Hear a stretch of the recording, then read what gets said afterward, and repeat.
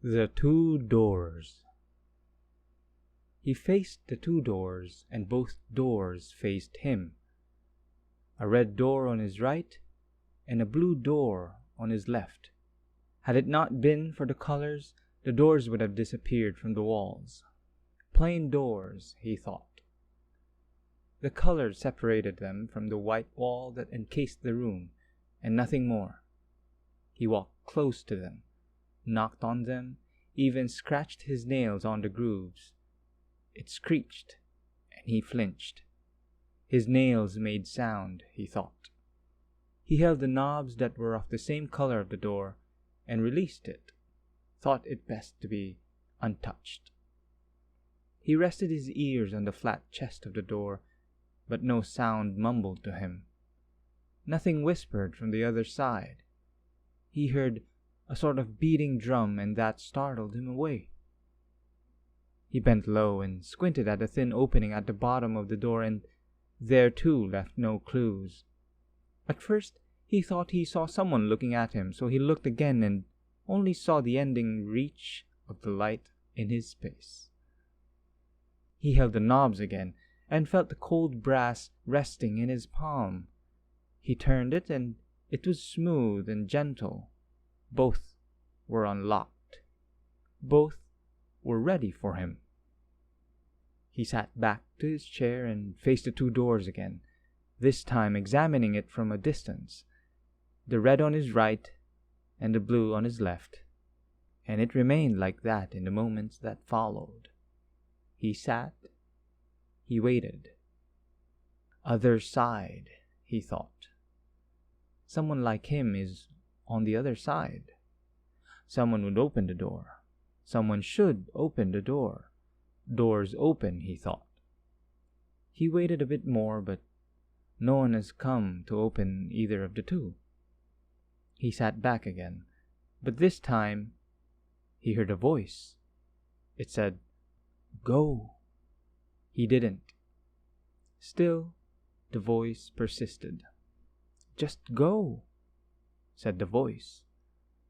So he looked right at the red door and thought if the voice came from there. And then he looked left at the blue door and thought if the voice came from there. Neither spoke a word to him. Both remained quiet as it did when both faced him. Quiet came, like the room he was in, and soon the voice he heard had left, and it was now him again, seated, facing the shut doors. A red door on his right, and a blue door on his left. A little while has passed, and his legs began to itch. A small current of tickle had come about to wiggle his toes, crawling to his knees and fidgeting thereafter along his thighs. But where to go, he thought. Someone from the other side is not yet coming in, he continued.